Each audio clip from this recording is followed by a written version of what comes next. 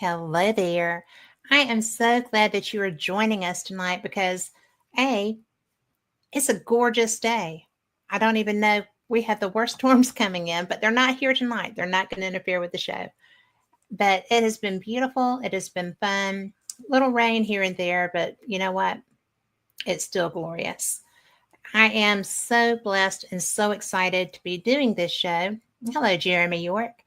I have someone that's one of my favorite guests. And when he wrote his first book, he started coming on with me. And this is because he keeps up our 6th show together. I mean, I love that because my guest is John Russell.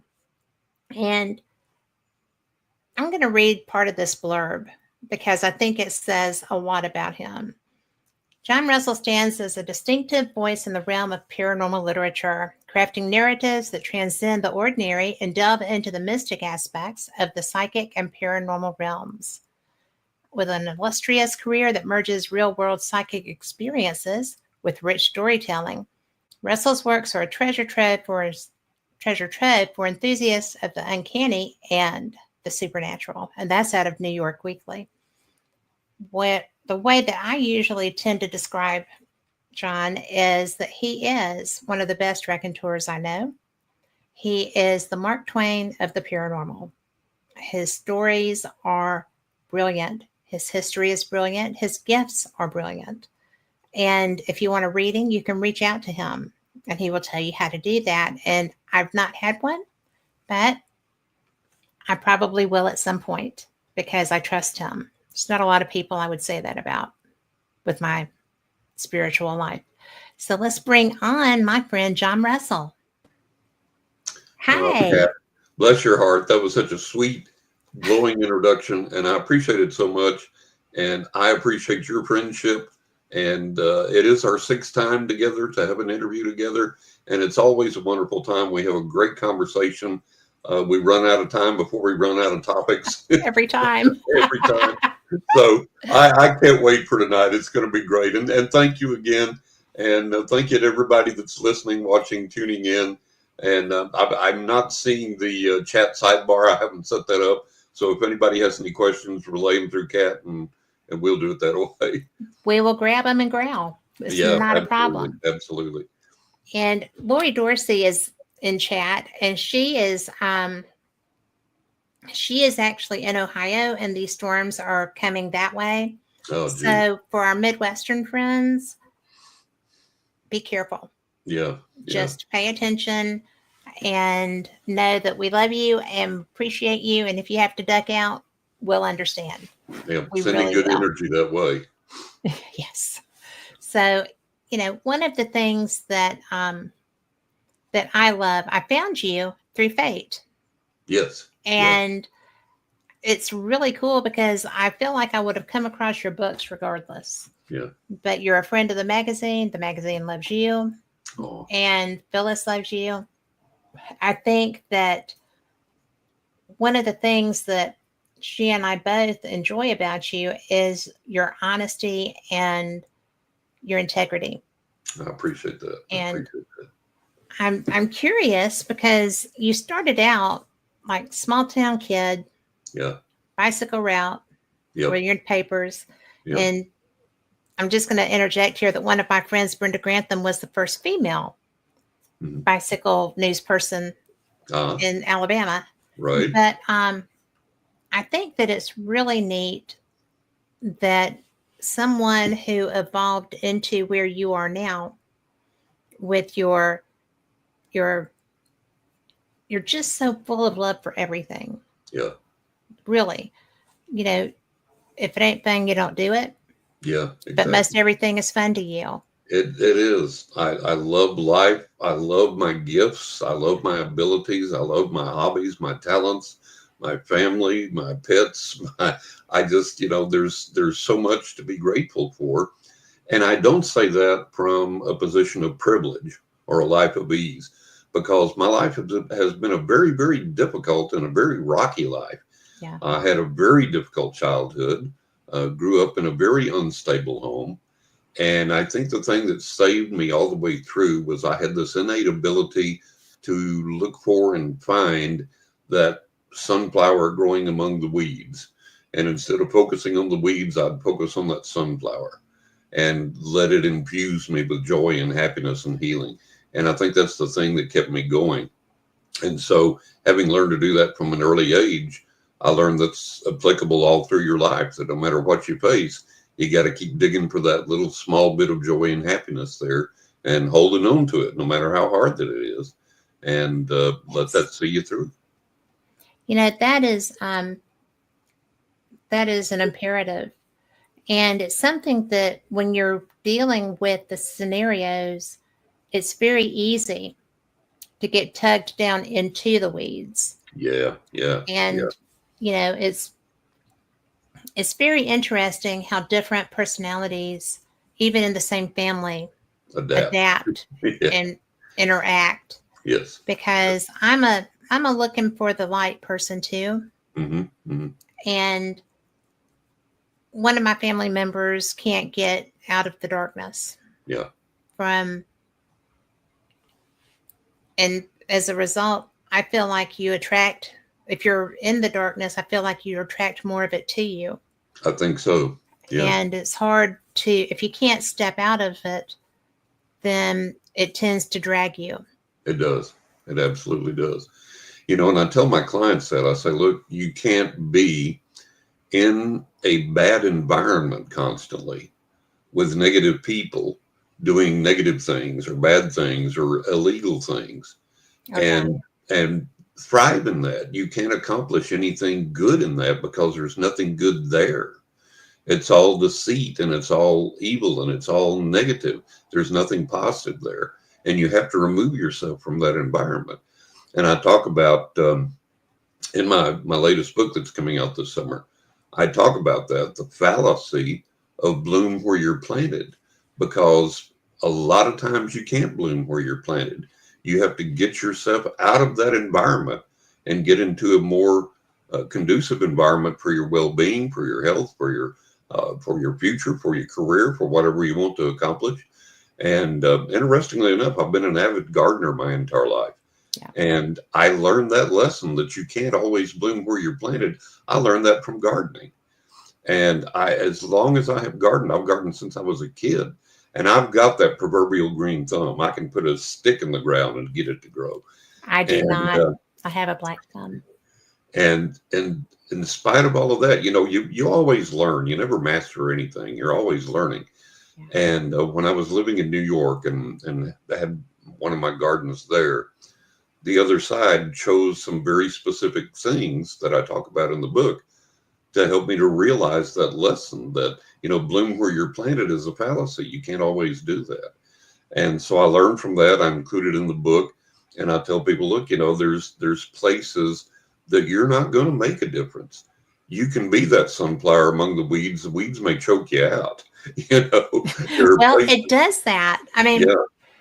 It's just like if you're gardening, you can have the beautiful roses, mm-hmm. But if you're not taking care of those, exactly, then your garden is going to reflect the effort you put into it. That's it.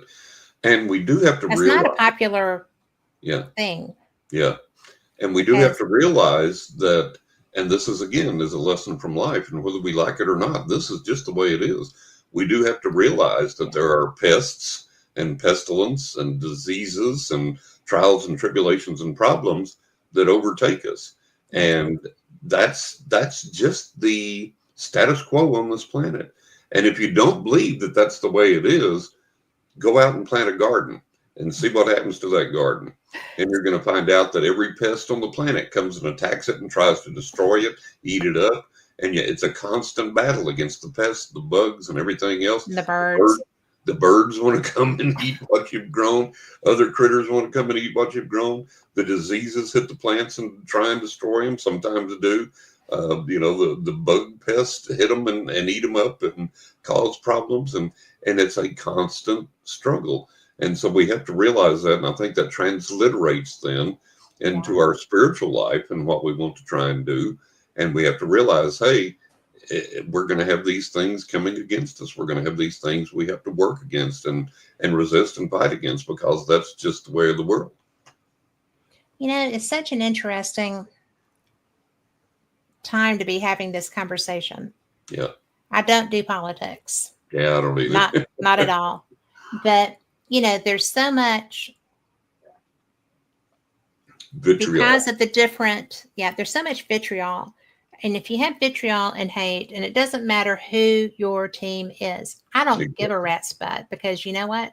When you're in the voting booth, that's you. Yeah. And I don't need to know how you vote. Right. You don't need to know how I vote. It's my right. It's your right. It's everyone's right that's eligible to do it.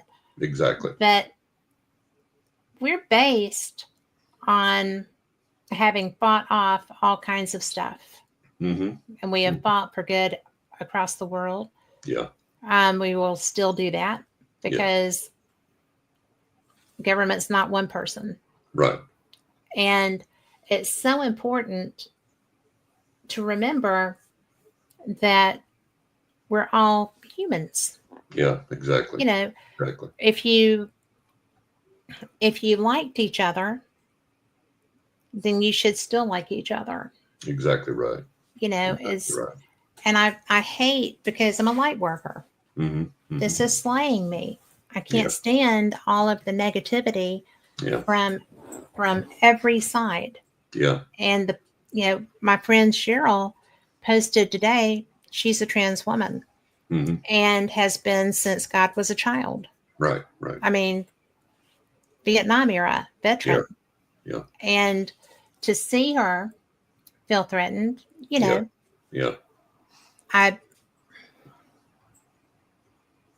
I would never lose a friend over something like that. Exactly.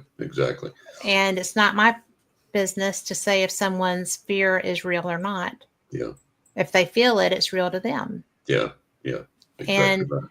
I don't like people having to feel that, or feeling like it's a possibility, because that's where it is. It's a possibility. Yeah.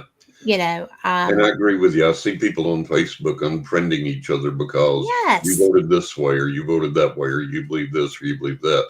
The mark of maturity is to be able to maintain a friendship with someone that believes differently than the way that you do, and to accept that person. And unless they're doing something that's going to harm you physically or something, let them have their belief. You have your belief. Sit down and discuss it without or coming. Just go to dinner.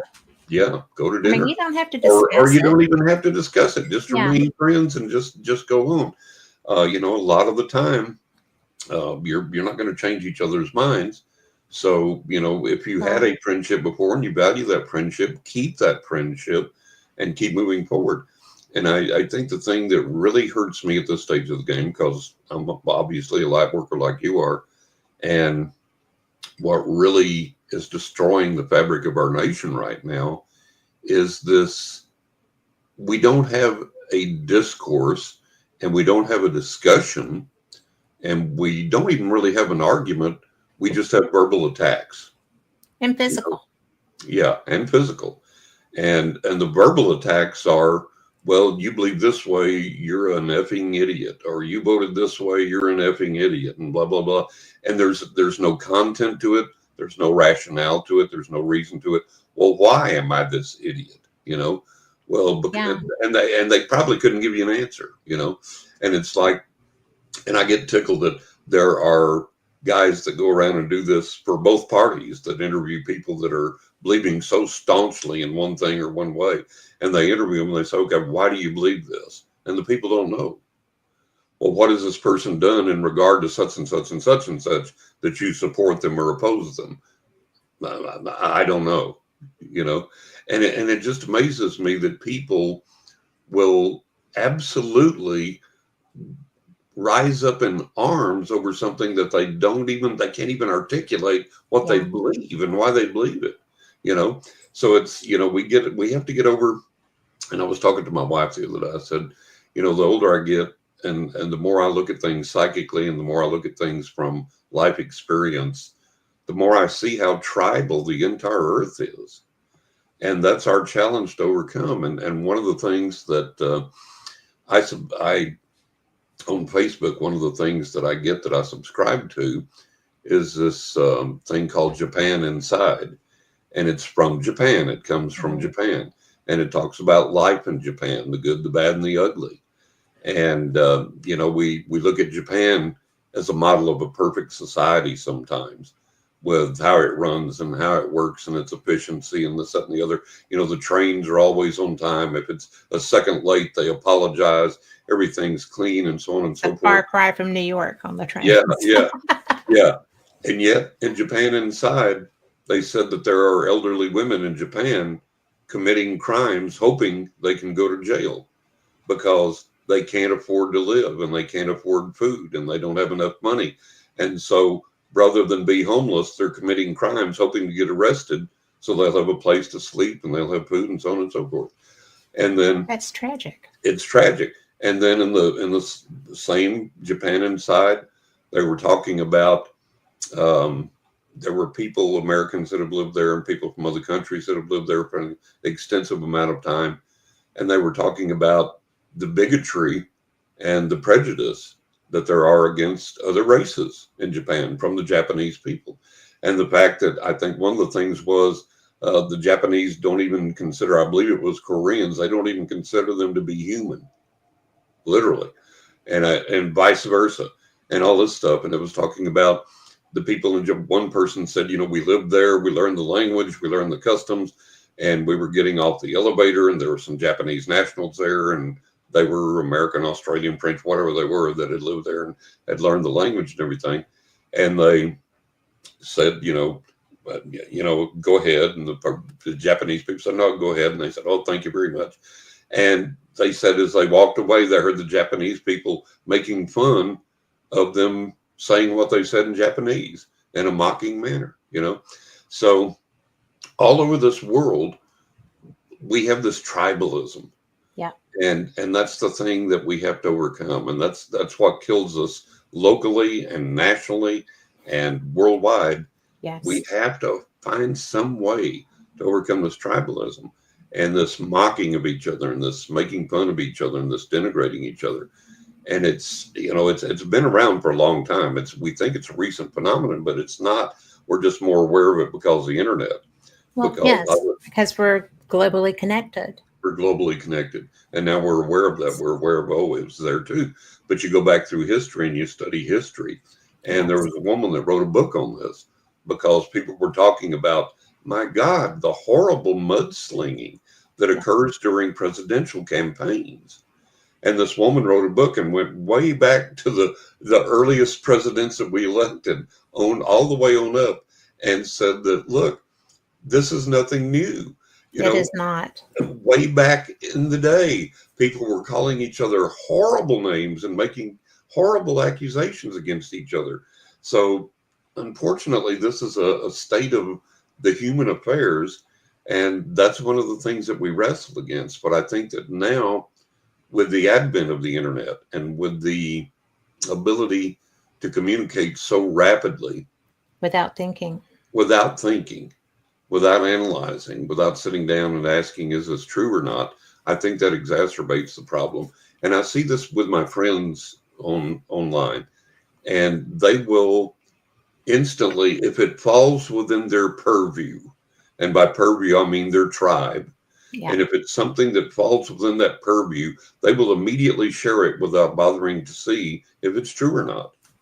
Yes. And I go online and I choose several sources and I research it. And then I go back and I say, hey, no, this is not real. This is clickbait. This is false. Da Yeah. da da da da.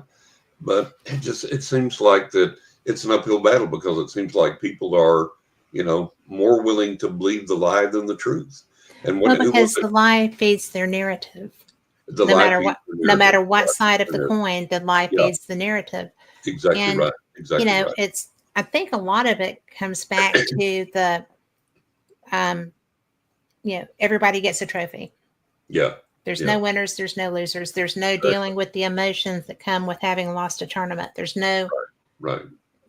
having to deal with having been cut from a team or Exactly. whatever. Choose your Yeah. experience. But Yeah. I know that I see a lot of the same behavior here that I have seen in mothers of other children Yeah. in sports environments Oh yeah. and stuff Oh yeah. like that. Yeah. And it's really interesting, including when I was a kid, Mm-hmm. those parents too. It seems to have begun with the um, late 70s Yeah. into the 80s. I graduated high school in 80. Mm-hmm. And it was becoming prevalent there Yeah. in my Yeah. part of the world. Right. And I feel like with my abilities, I feel like it's going to get much worse before it gets much better. Yeah. And that concerns me. Yeah. I have Absolutely. grandchildren. I mean, Absolutely. I want a Yeah. good world. Exactly. Exactly. And And until people, the sad thing is, excuse me, the sad thing is that it spills over into the spiritual community and the it paranormal community, does. because people make these snap judgments and these invalid judgments, and Yeah. it becomes a very tribal thing. And, people wind up supporting the cult of personality instead Yeah. of looking for the truth, you know? That's a good choice of words. Yeah. And it's like I had one interview I was just on. I'm always telling people just don't comprehend this. And I tell people, look, if you want to have a seance, you don't have to go into a locked, darkened room Yeah. where the medium tells you you cannot stand up, you cannot get out of your chair, you cannot turn on the lights, you cannot turn on your flashlight, you cannot go to the bathroom, you cannot open the door until I say the all clear. And I tell people the reason that they do that is because they have you trapped in an environment in the dark, where then they can get up with their infrared goggles and they can run around with an atomizer. One case I investigated, they did this. Get out Run of around with town. an atomizer, spraying you, and the water falls down on you, mist down on you. You go, oh, I just had a spiritual contact. I just had a spiritual touch. And You then are another, kidding me. no, I'm not kidding you. And another thing they Oh did, my. these little small toy pianos, like you get at, a Yes. outlet store or whatever, some variety store, and they're little toy battery powered pianos. And they had one of those in the same seance. And what they would do is go for yes and for no. So it was laying on a table in the middle of the circle before they turned the lights out. And they said, now, when you ask the spirit a question, it'll go, up for yes and down for no. And of course, what they did is they went with their motion sensor, their night vision goggles, picked the little piano up, and then they did the thing when people would ask questions. Oh, Oh, yeah. my word. Yeah. So there's all these, um, you know, fake things that people do in seances. And the reason they tell you, oh, you can't get up, you can't turn on the light, you can't open the door, you can't use your cell phone, because I'm exuding ectoplasm and the light's dangerous to me and it'll cause the ectoplasm to go rushing back into me and I could die. So that's the justification they give you, right? No. So I was exposing that in this interview, and people were going like, well, just because you don't understand something, it doesn't mean that it's, and I'm Just like, because you don't understand. I'm exposing you to you and telling you what I've investigated and what I know these phonies do. I've investigated tons of these phonies, and I can tell you exactly how they operate and exactly what they do. And these people are just almost like justifying it, like, Well, just because you don't do it that way, or because you don't understand it, it's like you're missing that. You haven't heard a word I said, have you? Well, You know, because it's not feeding their narrative. They are it's not blocking feeding their it. narrative. It's not feeding their narrative. And so we And have so much of that in the spiritual realm, the paranormal realm, to get over. And like I've told people, I said, you go to a lot of these fake psychics, and what they do is stage magic. It's sleight of hand magic. And I know this because I'm a member of the International Brotherhood of Magicians. I love card magic, have since I was a oh, kid. And that's I've because it's studied magic fun. since I was a kid. So I know what these frauds are doing, and I know how they're doing it. But if you don't know how they're doing it, to you, it looks like a legitimate miracle. And so that's the difficulty in trying to get through to people and say, no, no, no, this is not real. This is fake. Here's how they're doing it. But, and it's like, but they had a bowl of eggs on the table and I could choose any egg out of that bowl. And the egg I chose had this hideous gunk in it when they broke it open. And I can tell them exactly how they do it. And they still won't divorce themselves from that person. They'll, well, I don't think that was the way it happened, or and then they told me this, or they told. It's like, oh my God, what have I got to do here? So it's this unreal uphill battle. Well, I'm sure it is. I mean, it's really interesting. We have Lori Dorsey in chat. Lori happens to be my best friend, and she goes to Hi, Lori. psychics. She likes to have past life readings. Yeah. And it's very interesting that, hey, Tom McNicholas, that we have been together in almost every past life. Mm-hmm. We switch genders out. Sometimes we're the same gender. Sometimes one of us is a guy, whatever. And sometimes we're both guys. And it's just so interesting because I feel that every time that she does something, when she comes back, it resonates. Mm-hmm. And I'm like, well, yeah, that sounds like us. But I worry sometimes because I know a lot of psychics. Yeah. And I have my own set of abilities that are not nearly as honed as they could be. When I hit menopause, I kind of started letting go a little bit. And I'm okay with that. Yeah. I don't need to know everything at this point. Right. But it's really an interesting moment when I worry about, well, what if we go to somebody, or she goes to somebody that, she doesn't know, or any of my friends. I'm just picking on Lori because she's right there, but, and because we talk about these things, but we like Lori. Yeah, that she's, she knows the people that she talks to about these things. And I think about people that just randomly, this state psychics that's on the internet, and you call and get all whatever. I know women and men who have worked for them that I would not give 2 cents for their abilities. Exactly right. Exactly. Because I know them. Yeah. And there's a lot of people out there working very hard to make people like you not be trusted so much. Exactly right. Until they talk to you. Exactly right. I mean, you are the real deal. Yeah. I know a lot of people who are. Yeah. I am for my life. I don't try to share it for somebody else's, but it saved my life more times than not. Oh yeah. And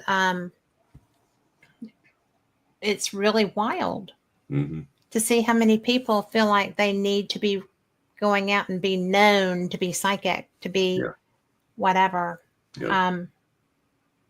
That don't have the skills. Exactly right. That's one of the things that I've wrestled with for years and years, trying to get people to understand.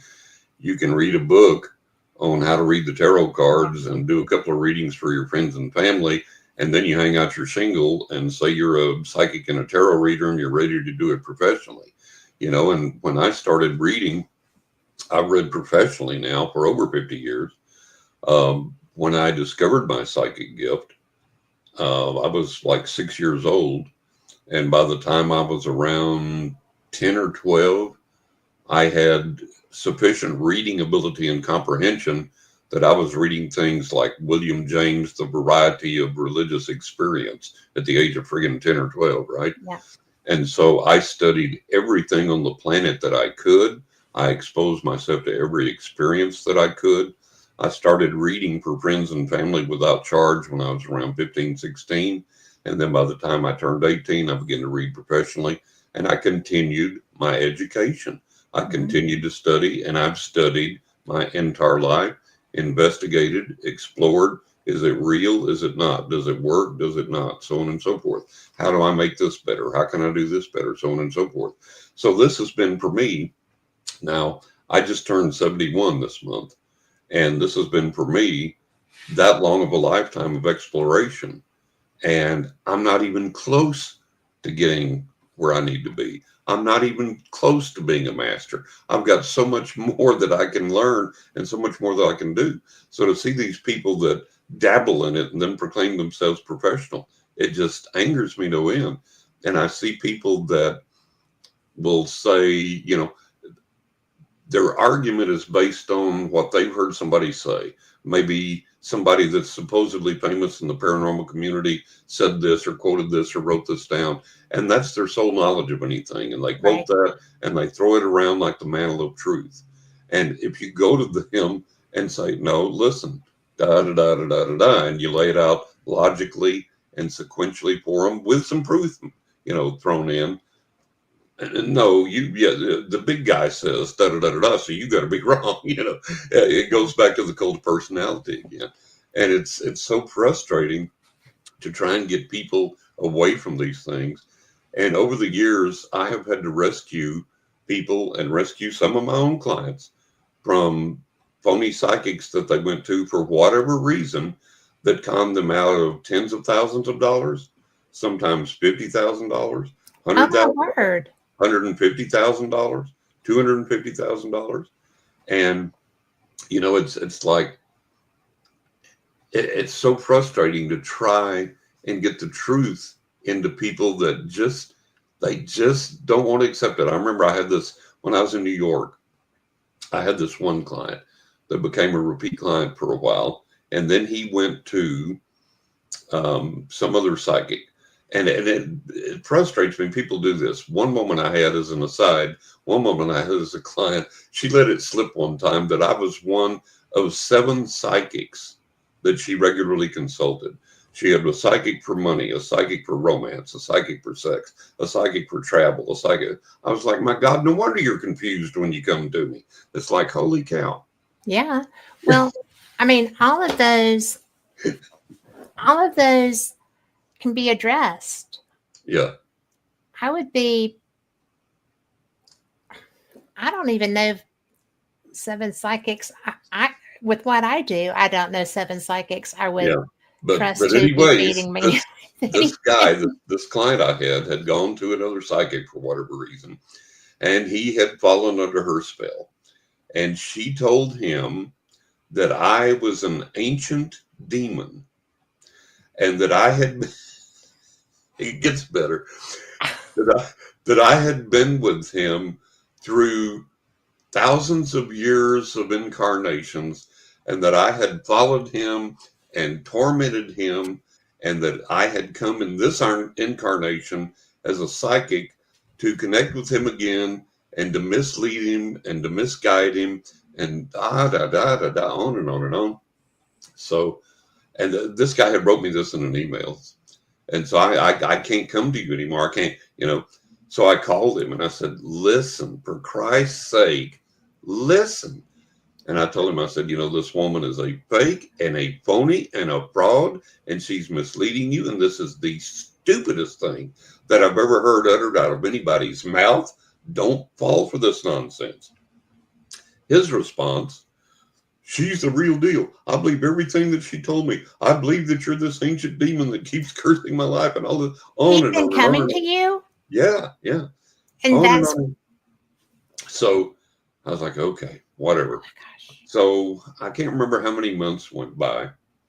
And he sent me an email. He didn't call, but he sent me an email. And he said, John, he said, every single thing that you've ever talked to me about in a reading has been accurate, and every single thing that you predicted has come true, has been accurate. And every single thing you told me about this woman that I didn't want to believe and didn't want to hear has been the total, complete, absolute truth. And she's been the biggest fake and the biggest phony and the biggest fraud and conned me and taken advantage of me. And he said, you, sir, are everything that you've ever said you were. And he said, for a psychic, that's a pretty good recommendation. I can recommend that. And everything you've told me has been truthful and honest and right. And she was everything you said she was, that she was a fraud and a fake and a phony. And so, yeah, I didn't write the guy back and say, I told you so. I just said, I'm glad that you came to this understanding, got out from under her spell. But because it is a spell. Yeah, it astonishes me that people gravitate toward and fall under the spell of these phonies. And I just don't get it. I just don't understand it. There are plenty, and people will argue this next point with me, and argue this with people all the time. It's like Stanton Friedman once said, there's an embarrassment of riches of physical evidence of UFO visitation on this planet. And I can transliterate that and say there's an embarrassment of proof that the paranormal exists and that psychic powers exist. We have the Rhine Institute. We have Stanford Research Institute. We have Project Stargate. We have the stuff our own government has admitted, and on and on and on and on. And in spite of that, you can go to people and say, look, there is proof that this is real. There is proof that there is something valid here that you can connect with and use in a positive way. But no, they're going to run off down the street to the guy who wears a dress, has a snake wrapped around his neck, and sets his hair on fire for the reading. And he's going to tell them the most outrageous thing on the planet. And that's what they're going to believe. And that's what they're going to want. And that's what they're going to run with. And they'll bitch about paying me $125 for a reading. They'll give him $1,000 and not bat an eye, you know? And it's like, I just don't get it. I don't either. I'm going to share Tom McNicholas, who is a good friend of the show, said on TV and conferences, it's not what you know rather than who you know. Yeah. Rather than who you know. I only had 2 readings at events that I can say were close and specific to me. Yeah. And he goes to a lot of events. Yeah. And he's it's the cult of personality. It is the cult of personality. It's very, very frustrating. And over the years, and I think I may have given you this example before, I can't remember for sure, but I had one set of clients, and I usually do not read for 2 people at the same time because my readings tend to be very intimate, very explicit, and there may be things that even a husband doesn't want his wife knowing about him or whatever, and so on and so forth. Excuse me, but pardon me. Allergy season is knocking me out. It is, yes. Oh my God. Too. But these 2 ladies came to me. They were friends. And the greatest compliment ever paid to me was they said, we've got a situation. We have to know the truth. We have to get accurate guidance. It has to be right. Can't mislead us. Who are we going to call? John. So that was the greatest, that is a huge compliment. Yeah, that's the greatest compliment I could ever get. So they were regular clients for a long, long time. And one day they called and said, we have a friend who's going through some problems with her marriage, and we're recommending you to her, and she's going to call and get a reading from you. And I said, okay. So the lady called, and I told her, I said, your marriage is done. I said, it's over. He's moved on, and you need to prepare to move on. There's no fixing it. There's no saving it. It's over. It's done. Da da da da da. So I told her several other things in the reading, and she kept circling back to that and said, "Are you really feel sure? Do you really feel confident that my marriage is over?" And I said, "Yeah, take it to the bank, 100%." And she didn't seem angry, and she didn't seem overly upset or anything. We ended the call, ended the reading on a good note, I thought. And several weeks later, the friends called me, and they said, "John, we got to talk to you about so-and-so's reading." I said, "I can't do that. That's confidential. I can't tell you what I discussed with her in the reading." They said, No. We're not asking you for information. we're going to give you information. And that's like, Oh what in the dear. world is going on? What are you talking about? Oh dear. So she said, well, in your reading, she told us the contents of the reading. She said, in your reading, you told her that the marriage was over. It was done with. There was no reconciliation, no hope of fixing it. Move on, da da da da da. And she said she was livid. I said, are you kidding me? I said, we got off the phone in good terms as far as I knew. She didn't have a hostile tone of voice. She was very pleasant, very nice. She said, oh, John, she got off. She was livid. And she said, John, we're not exaggerating for effect. We literally kept count. And I know it was at least 10. It may have been more. I think it was more, but I can be safe if I go with 10. She said, Okay. John, she called at least 10 other psychics.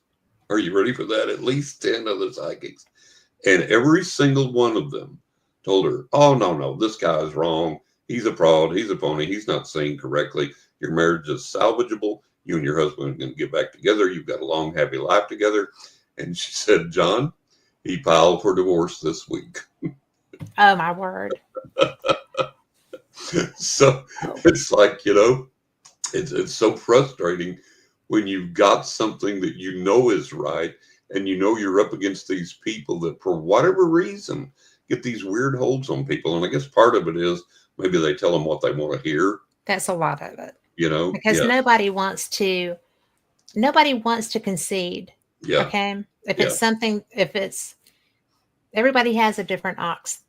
Exactly. Right? And if it's not your ox that's being gored, you can just wander off. But if it's your ox that's being gored, you're going to do stuff. Exactly. And, Exactly. It's, And I've had people that over the years, there's a lady on Amazon that left me a horrible, scathing review of my books and me as a person and as a psychic in my reading because I wouldn't tell her what she wanted to hear. And I kept telling her in the reading, she said, oh, I've got this handled. And I said, no, you don't. Listen to me and pay attention to me because you need to do this, this, this, and this. And it flew up her nose and she hated it so bad. She went to Amazon, give me every bad review that she could.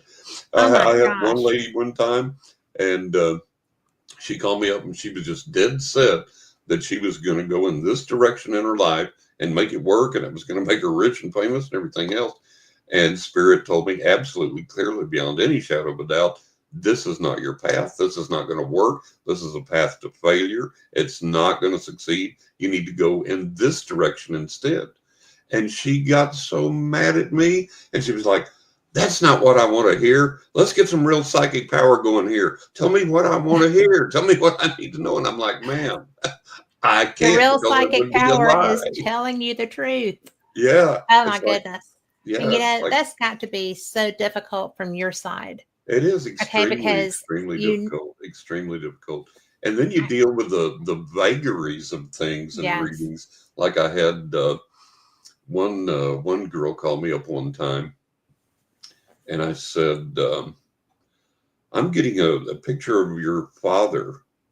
I'm pretty sure it's your father, but he's not deceased. He's still alive." And I described him. She said, "Yeah, that's my father to a T." And I said, "Well, you're having financial difficulty. You're knocking heads with your dad over money." And I said, "I think specifically about a trust fund. Do you have a trust fund?" "No." I said, "Okay." I said, you arguing with your dad about money?" "No." "Okay." So I tried to get into the reading. The other side would not let me progress. And I finally told her, I said, "Look, this will just keep coming back again and again. They're telling me that this is a money issue. You're knocking heads with your dad over a trust fund. I cannot go any further in the reading till we address this." So she takes this big, deep breath and she sighs and she goes, "All right, yes, that is my father. And we are knocking heads over my trust fund. But that's not what I want to talk about." That's like, hello. It's like, oh my God. And then I had one client one time, her mother brought her to me. Her mother had been a client of mine, got a reading. She said, told her daughter, she said, "Oh God, you got to go to John." And like I say, I usually don't let two people come in at the same time, but she asked if she could sit in on the daughter's reading. And for some bizarre reason, I said, "Yeah, that'd be fine." Okay. And it was a good thing I did. So we're sitting there during the reading and her daughter was involved with this guy. And I said, "Listen, the key to understanding this guy You have to understand, this is not a suit and tie guy. He's not an office guy. He'll never be behind a desk. He has to be outdoors. He has to be active. He has to be out in the open. And she goes, no, no, no, no, no. That's not right. And I said, what do you mean? And she goes, he's not a suit and tie type of guy. He would never be in an office behind a desk. He's got to be outdoors, free and open, doing something. And her mother looked at her bug-eyed, and I looked at her bug-eyed, and her mother said, did you hear what John just said? And she went, what? And she said, that's exactly what John just said. And she goes, oh, you did? It's like, so What? things get wild during readings Oh sometimes. my gosh. But yeah, it gets frustrating, and it's bizarre to overcome. It gets really That one's strange. bizarre. It is. It's really strange. Oh, the best one. I talked to this guy one time. I said, I'm seeing your son on the other side. Is your son deceased? He said, no. I said, your son's not dead? He's not crossed over? No. I said, well, I'm seeing this great big huge gulf between the two of you, this vast distance between the two of you. And to me, that indicates he's on the other side. No. Well, are you apart, like physically, like is he in another country or something like that? No. Okay. So I go on with the reading, and he's fine with the rest of the reading. I keep going back to his son. Nope, son's not dead. And we get to the end of the reading. I say, well, okay, before we wrap up, is there anything else? He said, yeah, I wish you'd have been able to tune in and spend more time talking about my dead son. What? Swear to God. I'm like, okay, I think I'll go get a beer now. Or two. Or two or three or 10. Oh, good heavens. Oh my God. Oh yeah. It's just all kinds of bizarre things that you go through. And then the people that really connect with the accuracy of the reading that you've given them, it may scare them so bad they never come back. I had this one guy, a new client, and we were doing the reading. Everything was going along fine. And I said, hold on. I said, your mom's coming through. I said, your mom's deceased, didn't she? And he said, yeah. I said, your mom's coming to me. And I described her, and he said, yeah, that's my mama. And I said, hang on a minute. And I got this name, and I'm not real good with names usually. And I got this name, and I didn't trust it. I didn't believe it because it was so bizarre. It was something like Beluga Macaluda or something. I mean, it wasn't that, but it was bizarre. Right. It was just this name that nobody would have. And the other side kept pounding it to me, pounding it to me, pounding it to me. I said, oh God, okay, what the hell? What have I got to lose? So I said, I'm getting your mom's name, and your mom was, and I gave him this bizarre, weird, offbeat name. And just total, complete silence to the point that I thought the line went dead. And I said, hello? Nothing. I mean, you couldn't hear a thing. And I thought, God, I guess the call dropped. I said, hello? I said, I guess the call's dropping. If you can hear me, I can't hear you. I'm going to call you back. And real softly, he said, I'm here.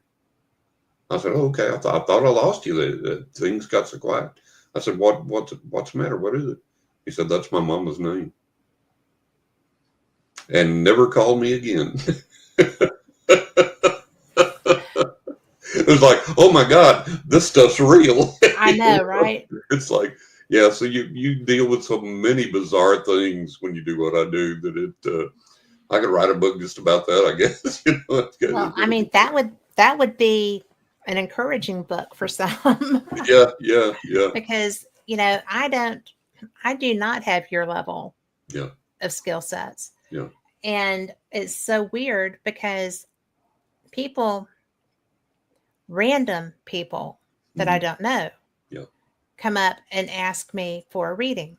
Yeah. And I'm like, I don't do that. Yeah. Right. And they're like, well, yes, you do. Yeah, you do. And I want you to help me with this. And I'm like, I'm not your girl. Yeah. And the worst part is that once somebody asks me for that, I get so antsy. And it's just like, tap or wiggle, Yep. It gets to me. Yeah. And things come. Yeah. And it's just kind of like, And there was one that I did not want to say what had, Mm-hmm. come from me because it sounded so rude. Right. And so I had to say it Mm-hmm. Mm-hmm. because I wasn't going to sleep for the next year if I didn't just say something, right? I understand. So I did it, and I said what I heard, and it was so rude. I thought it was so rude. Mm-hmm. Mm-hmm. And the person was ecstatic. Yeah. Because it was so accurate. Yeah. Oh, that's them. Yeah. And I'm like, yeah, you always got to be true to the message. You've but always I got to wasn't be true looking to to the give message. a message. Yeah. I mean, seriously, I do have skills. Mm-hmm. And they come in useful for protecting me. Yeah. But if somebody asks, I don't really have a choice. Mm-hmm. Mm-hmm. It's a very strange thing. It is. Yeah. Is that something that happens to people that talk to you?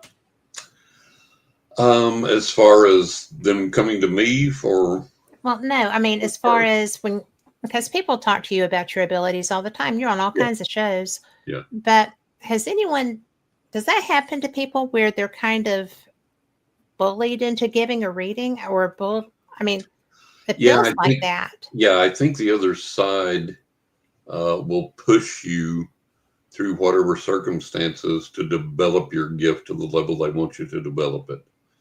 And so they'll send you challenging situations. They'll send you challenging people. They'll send you people that say, "Yes, you are. You're my girl. You gotta do this. You have to." And she wasn't going away. Yeah, and that's part of. I always tell people. I say, look, we have things in life lessons we have to learn, gifts and abilities, talents we have to develop, whatever they are, and spirit is going to keep pushing us in that direction through whatever means necessary until we acquiesce and go, okay, here I am. I'll do this.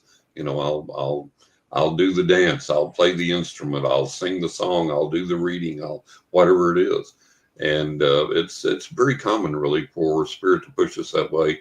And the more we push it away or try and get away from it, they'll bring it back around over and over and over again. Well, and this was in a location where I was going to have to go back. Yeah. And the girl worked there. Yeah. And it was just kind of like, so, and I do get my intuition is so spot on. It's saved my life a bunch of different times. Oh, yeah. Yeah, absolutely. Absolutely. And I trust it for me. Yeah. But to trust it to tell somebody something that might hurt their feelings or might cause them to make a life decision that I don't want to be responsible for. Yeah. Is something else. That's what you have to do through experience. The more you exercise that gift and the more you connect with it and learn to trust those answers. I trust them implicitly. For me, it's just giving them to somebody else. That's what you've got to learn to be able to do for other people. And that just comes through doing, like I've done thousands and thousands and thousands of readings. And, through that process early on, I learned, okay, this is not me imagining something. This is not what I wish would happen for the person. This is not my emotion. This is what spirit is telling me for them. And then I learned that I could trust that. And then when people would validate everything I was seeing in the reading, that just helped me build on that and build upon that foundation. And then when my predictions for their futures happened, as I said that they would, and jillions of clients have told me that over the years, then I learned, okay, I can trust that. I can do that. And if it's something that I have a feeling that I'm not connecting 100% with something about, I'll tell them that. I'll say, hey, I feel like 70, 80% chance here of this. But if it's something I know I can take to the bank and they can take to the bank, I'll tell them that way. Say, look, this is coming. This is going to happen. And I had, it was a real funny incident like that. One of the readings I did, the lady that processed the credit cards for me, her company that she worked for, she called me and she said, I've never had a reading and I'd like to get a reading. I said, oh man, I'm honored. Great. So I gave her this reading, and through the reading, everything I was telling her was blowing her hair back. So we got down to the end of the reading and I said, 3 things are going to happen here that you really need to take note of. I said, 1, you're going to move to Nevada, I think Las Vegas. And I believe that's what I told her. I know Nevada, but I think I told her Las Vegas. It's been a long time ago. And I said, the second thing is you're going to start your own credit card processing company. And the third thing is you're going to make more money than you've ever made in your life. And she started guffawing. She started laughing. I said, what? She said, John, everything you've told me up till now has blown my hair back. It's really impressed me. But she said, you are so off the rails here. You've gone so far out in left field with this. She said, I hate Nevada. I would never move there. She said, to connect with and who I need to connect with to start my own business in this field would take way more connection, way more money, everything else than I have access to. And I'm pretty much topped out for earnings in my field. I said, write this down and then holler at me down the road. He said, okay, but I'm telling you, hon, you missed it on this one. I said, okay. So several months later, I got a phone call from her. She said, John, I moved to Nevada. I've started my own credit card processing company. I'm making more money than I've ever made in my life. I said, awesome, awesome, awesome. She said, yeah. But she said, I totally, completely forgot you told me all that. And after all this came about, my girlfriend said, didn't that psychic you got the reading from tell you this was all going to happen this way? And she was like, oh, yeah, I totally forgot. So, people think readings and everything are so cut and dried, and that people are like, oh, wow, and they remember everything and they're impressed by everything. No, sadly not the case. I wish that it were, but sadly not the case. Well, I swear, it's so funny because I don't get readings. I mean, I don't. I would trust you. I would come to you to get one. Yeah. Not yet. I just, because. Well, you get the guidance you need from yourself, from your guides and everything else. That's what you need. Yeah. Well, it's so funny because I asked for my spirit guide's name. Mm-hmm. Somebody had told me, ask them to give it to you right as you're waking up. And that way you're still kind of betwixt and between. And I got a word and I was like, what the hell was that? I don't know what that is. So it was so funny because I was just like, that's not even a word. Mm-hmm. And so I Googled it. I typed in every different way I could think to spell it. Mm-hmm. Nothing. Yeah. And so 3 different times I did this, right? Can you please give it to me right as I'm waking up where I can still hear you, but I'll retain it. 3 different times, the same word that wasn't a word. Mm-hmm. And I'm like, this is so weird. Mm-hmm. I can't find this word. I don't know the meaning of this word. It doesn't sound like a name. Right. And so I was I just let it go. Mm-hmm. I'm like, I'm just not hearing it right. So I guess it was 8 years later. My dad's best friend is from Brussels. Well, they're both passed now, but John was from Brussels, and my dad loved to go, and they would vacation in France and go see his family and whatever. Right. And there's a park in Brussels, and that's the name of that park. Oh, wow. It's the only place I've ever heard that word. I love it. And so I'm like, okay, so that is a thing. Yeah. Right? Absolutely. And I've never said it. I'm going to put it out right now. I'm so sorry I doubted you. Yeah. I just didn't know. Yeah. And, so I mean, seriously, I thought, well, that's very similar to a native tribe's name. Mm-hmm. And nope, that's not it. And then I'm like, well, okay. But we are at the top of the hour, but I want to let people know that we're giving away a copy of Fate magazine. And it's an older one. They're gorgeous. Yeah, if you've seen Fate magazine, our covers are stellar. I mean, they are fantastic. And I have some because I've taken, I've only done one so far, but I'm going to periodically be doing readings from the magazine for my shows because they're such great stories. Mm-hmm. Well, they're not even stories. They're real. Mm-hmm. But so if you want to win one tonight, if you're in X, there's not a chat. I'm sorry, you can't get to the chat from there. You can go to the LinkedIn. You can go to Facebook on the Bill of Rights Network, where we are live. You can go to LinkedIn. I think Carl can. LinkedIn has the chat, and all of these are posted. You can go to YouTube. You can go to YouTube, Fate Mag Radio channel. You can go to the Kat Hobson channel. You can go to the WBHM-DB channel. So that's my network that I own. So you can do all of those things and get into chat. And the hashtag is hashtag MAG, MAG, hashtag MAG. And that will enter you for a drawing at the end of the show. The computer does it, so it's not the least bit rigged. I was worried about that because I didn't know how it worked, and Carl has educated me. He's so brilliant. So that's going to work perfectly. And maybe you will be getting one of those because they're really pretty. We have some with dolphins. We have, I think I have an original edition, the first one. So just give a holler, put it in there, hashtag MAG, and you're entered. So I wanted to talk to you about, I mean, because you are on everybody. Yeah, you're doing shows left and right. Done a lot of interviews. I've done over 200 in the past 4 years. I know, right? Yeah. And, I know that you've been on with George. You're on Coast to Coast, and I just love him. That is one of the best interviewers ever. And I've his been on with George, 13 times now. At least, But is it 13? Yeah. Because I try to catch those, but sometimes I have to catch them in the in the archives, yeah. But that says a lot because his producer Tommy is really pretty keen on you. Yeah, bless his heart. I appreciate it. Yeah, Tom. Yeah, he's a great guy. Bless his heart. He is one of the nicest men.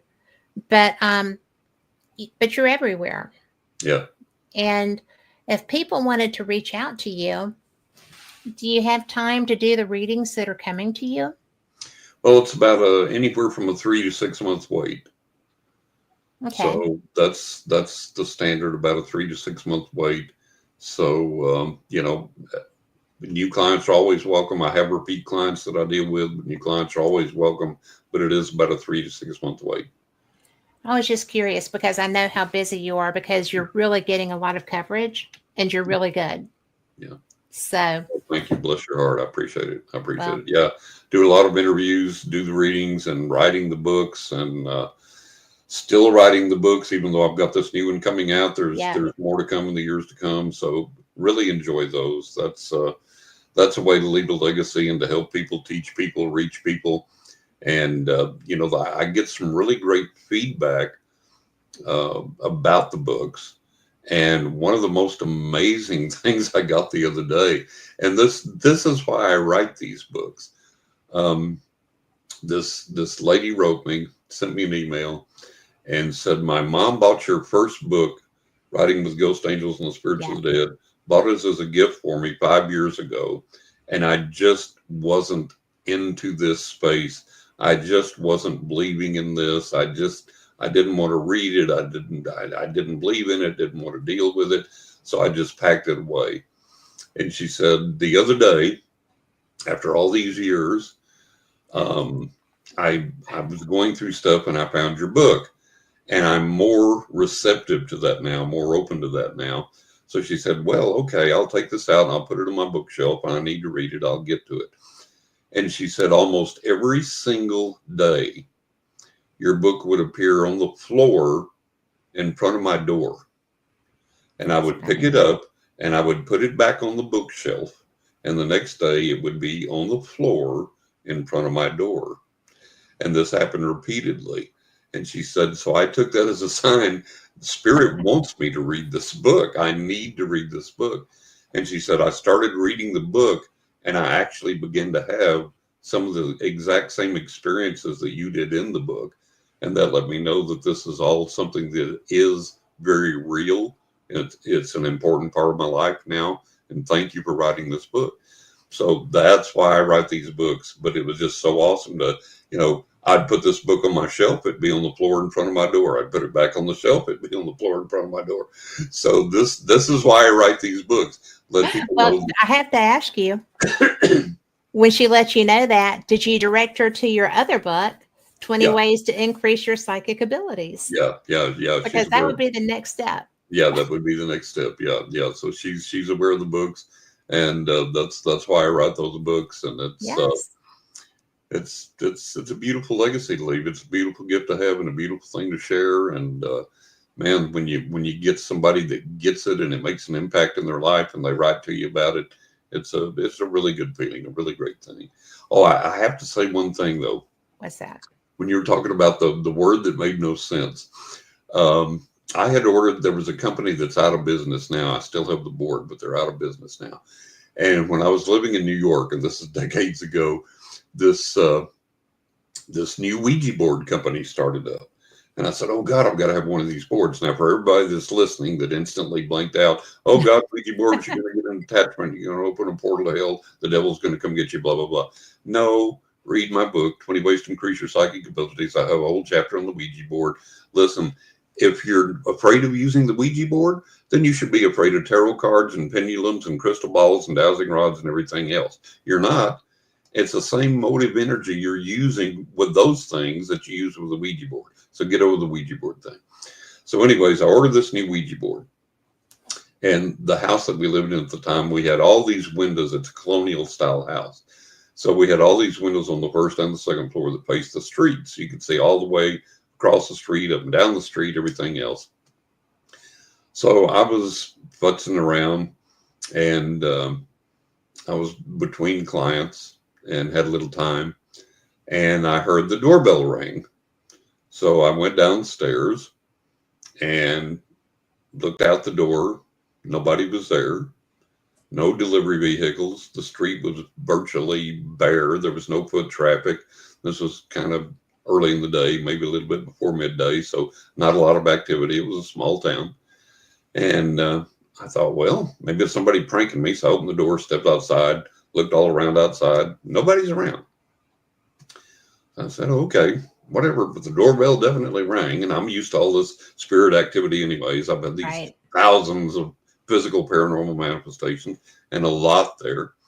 And so I said, well, okay, whatever. So I said, hey, guys, and went back in, closed the door, locked the door up, walked into the kitchen, which was a short way away to get something, walked back down the hall toward the front door, and there, balanced on the front step, vertically like this, not on its side or not laying flat, but balanced vertically on one of the lower steps, was this box that contained the Ouija board.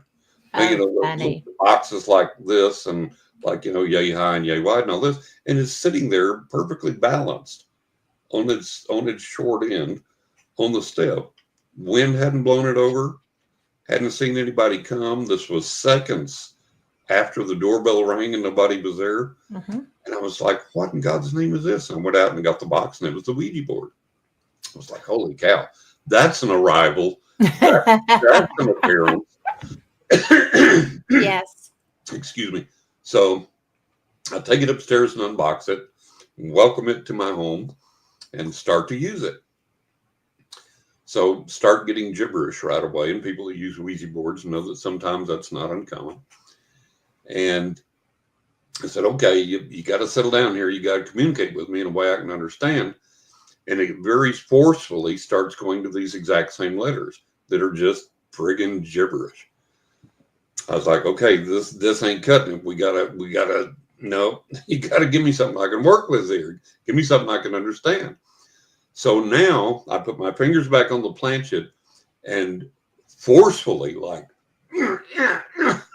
it goes back to these exact same letters, and it's gibberish. I'm like, yeah. So I get this inspiration, and I write down the letters that it gives me. And it's just gibberish. It's a bunch of consonants and very few vowels and everything. And I'm like, okay. And I'm staring at it and looking at it like, what are you trying to tell me here? What do you want me to figure out of this mess? And all of a sudden I get this inspiration, go online and enter these words, enter these letters, enter these words. I do, and it's Latin. Oh my goodness. And it translates for me to go and buy a specific type of incense. And I look up this incense, and the psychic, the spiritual properties of this incense meet exactly a need that I had at that specific time to burn this incense, to attract this spiritual quality into my Oh life. my gosh. Yeah, yeah, yeah. And then after that, it started talking to me in English. But first, it went through that. It was like, okay. So when you get gibberish words or what you think is nonsense, hang on to them, because it may be like with Kat, it may take several months, or it may be like with me, it comes just almost instantaneously. But a lot of times you will get that information, that translation, whatever it is you need, or whatever reference is there. So when you get things that you don't immediately understand, hang on to them. Well, you have to. I mean, because I knew it kept happening. Yeah. Right.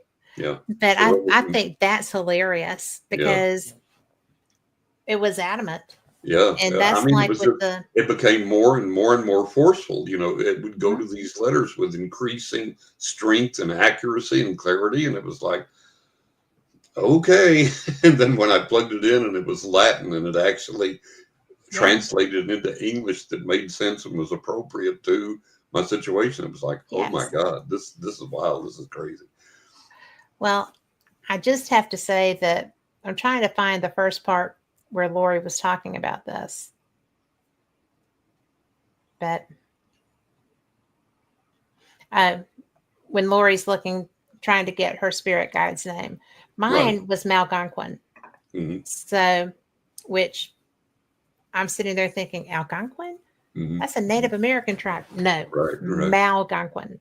Yeah. I'm like, okay. Still don't know what it is. Right. So, and Lori said that she's been told 2 different times that she can't pronounce his name, so she's supposed to call him Sam, because she can remember that name. Yeah.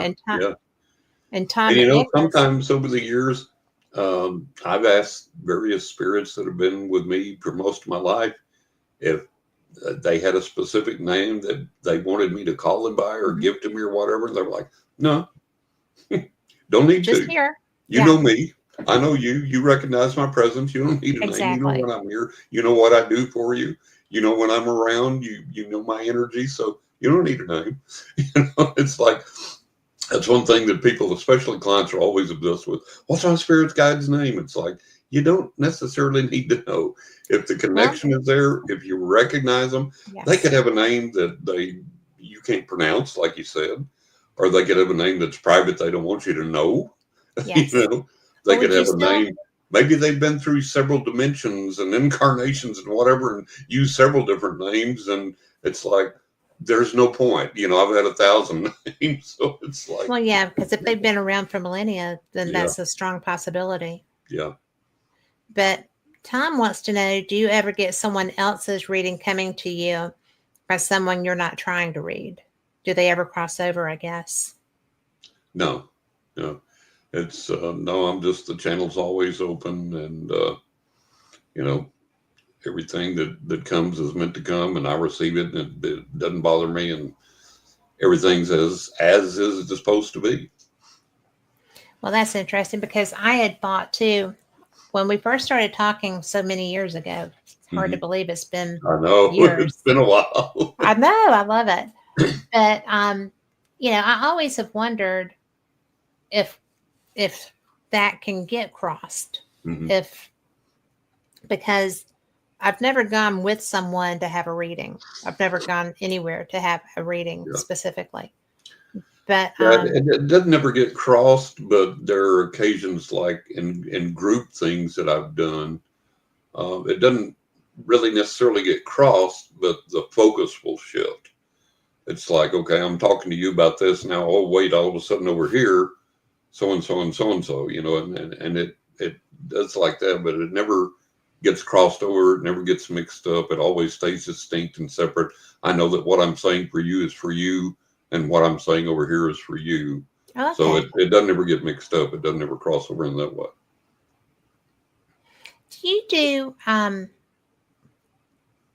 feel crazy asking you of all people this question, but I mean, we don't start out being brilliant at Right. everything we do. Exactly. Do you do like reader development kind of things? Is there such a thing?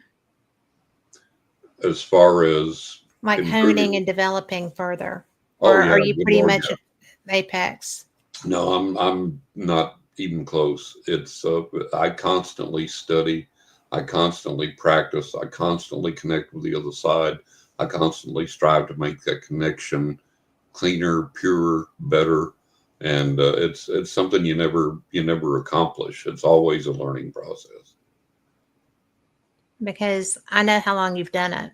Yeah, So, over 50 years, and it just blows my mind. I've read for clients in over 40 countries. holy cow. How crazy is that? I look How at that, cool I'm is like, that? my God, it's like, India, England, Pakistan, uh, Israel. I mean, just everywhere. I have read for people in over 40 countries, and uh, it's like, I've read for people in Russia and Estonia. I've read for people in Mexico. It just boggles my mind to It's very think of that, cool. it's amazing. It's such a gift, but it's like, oh my God, over 40 countries. And yes, I've kept track of them because as I started to get more and more and more foreign clients, I would like write them down. And of course, I had records of them in the payments and everything. And it was like, oh my God, I've got this huge international clientele here, you know, and a lot of repeat clients from like the UK and things like Mhm. that. And it was just like, my God, what a gracious gift to me to have this worldwide reach. I And have friends who have reached out to you yeah, and let me know that. yeah, And I think that's pretty cool. it is. It is. And And they're UK based. yeah, So they're the yeah, only ones that ever reach out to me to tell me things like that. I'll get, oh, that was a great show the other night or whatever from right, right, everybody. But right. then, you know, something specific like that, just Yeah, my UK friends. yeah, yeah. So, I've and one done in France. 13 UK podcasts so far, 13 different UK podcasts.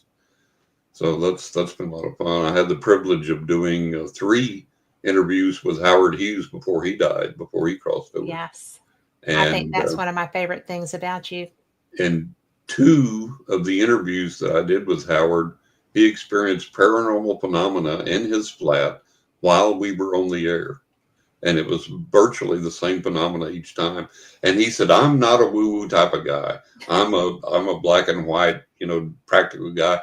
But he said, "This is something physical occurring to me right now while we're talking. It's not due to a draft. It's not due to this. It's not due to that." And we discussed it at length on the air live both times, and it was really amazing. And I picked up on who was visiting him, and it was a really amazing thing. Has George ever had that experience when y'all were talking? Yeah. There was we were I can't remember. I think it was no, we were still on the air, I think. And right before we went to break, and I got this thing, and I said, "Who is this?" And he goes, "Oh, that's so and so, a real dear friend of mine that's on the other side now." And then we went into break. So yeah, we've done that there. And then I think it was with Tom that somebody came through. We were talking on the break before I went back on the air, and somebody came through for him, and I told him about him, and he validated it and confirmed who it was and all this, and so yeah, that's pretty cool. Yeah, It's just so neat when that happens. it is. I It's just mean, amazing, it and is. it confirms for us that people's personalities, souls, lives, spirits, memories survive and can communicate from the other side, and In real time. yeah, and that should give us And hope and encouragement, and let us know that we're going to live on as well, and death in the end. well, I think that's probably my favorite part of that skill Yeah, is that, I used to, back in the day, I was afraid that it would mean that people were trapped or yeah, that whatever. Yeah. And it's really not, because it is a free will It absolutely thing. is. And I Yeah, have, I try and explain to people, it's like people aren't earthbound. They choose where they're going to be and how long they're going to stay there and who they're going to stay around. And what we don't understand, we may encounter a spirit of a deceased loved one and think, oh my God, they're trapped here. Well, we don't understand. We've seen them for 15 seconds, 30 seconds. Now they're off on the other side doing something else, and we think, oh my God, they're trapped here with us. No, they're over there way yonder. They may be in another dimension and then coming back, So we have to overcome this earthbound misconception, because absolutely. that's really pretty much a fallacy. And one of the funniest things, I talked to some people. I was on an interview, and they were talking about, the Queen Mary, the ship, right? Yeah. The haunted Queen Mary. And they said there's this little girl that appears, I think, by the pool area there or something on the ship. And she's like, and all the psychic investigators that go there, all the paranormal investigators that go there, tell her, you're free now. You can go to the light. You don't have to be trapped here anymore. Oh, good. And the little girl goes. The next group of paranormal investigators come. Guess who's There by she the pool? is. The little girl. Over and over and over. You know, And whatever spirit that is on the other side going, I got you again. gotcha. Yeah. Especially if it's a child spirit, because they're going to think that's so much fun. And, we have to understand that, beings, spirits, entities on the other side, they have senses of humor just like we do. They play pranks just like we do. Well, they're the same as they were when they were alive. And the deceased loved ones are the same as they were when they're alive. They don't cross over to the other side and go, oh, now I'm all wise and all knowing. There's a I'm the Dalai Lama. Yeah, there's only a few of those. There's a continued growth process. They're exactly right. So, yeah, exactly. I had an experience because there was a young woman that a friend of mine turned me on to. She's a medium. Mm-hmm. She does not claim to be a psychic. Mm-hmm. So I was just kind of like, well, what's the difference? Yeah. And she was like, well, I just talked to I just know who's there. I'm like, okay. The most realistic cold read. It wasn't even a read, but she was like, you have a lot of dogs around you, which, if you know me, you know that, right? Mm-hmm. Mm-hmm. And she was, but I just lost Kylie, my lab, fairly recently. So I'm thinking, oh, well, it's Kylie. She says she's Willow, who had been gone for a few years and was the first dog I ever had who actually needed me. Right. Desperately. Right. She had had a horrible life before we met. But I'm like, oh, I know Willow. And I never say anything except I know them or I don't know them. I don't feed. And so she was like, and you have a lot of people with you. I'm like, well, that could be, I have a lot of people. But she was like, Gordon's here. And I was like, I know Gordon. Mm-hmm. And she said, and Joshua's here. And I'm like, I know Joshua. Mm-hmm. And then she's like, Scott's here. I was like, oh, I know Scott. And so we just went on about our thing. And so we got, because this was just a get to know you thing. Right. Well, Scott, Gordon's my dad. Joshua's my nephew who died at 17. Scott is his dad. Mm-hmm. Mm-hmm. And the fact that Scott and my dad would be in the same area blew me away. That blew me away. Right. I'm like, boy, there's a lot of loosening up on the other side. There you go. Sometimes history doesn't matter. Sometimes there is, Sometimes and so, it was just so bizarre. Yeah. Not the people I would have thought were here. I knew my dad was here a lot because when I was hurt, when I broke my knee, I couldn't move. I couldn't be out of bed for like 3 months. And my dad was here most of that time. Mm-hmm. But it's just so interesting. What to you is the difference between a psychic and a medium? Or is there a difference? Really, there's not really. I communicate with the dead. I hold seances. I do that. I predict the future. If you're a psychic, you're a medium. If you're a medium, you're a psychic to me. That's what I thought too. Yeah, it's like we have all this Labels. proclivity to differentiate things with labels and put labels on things.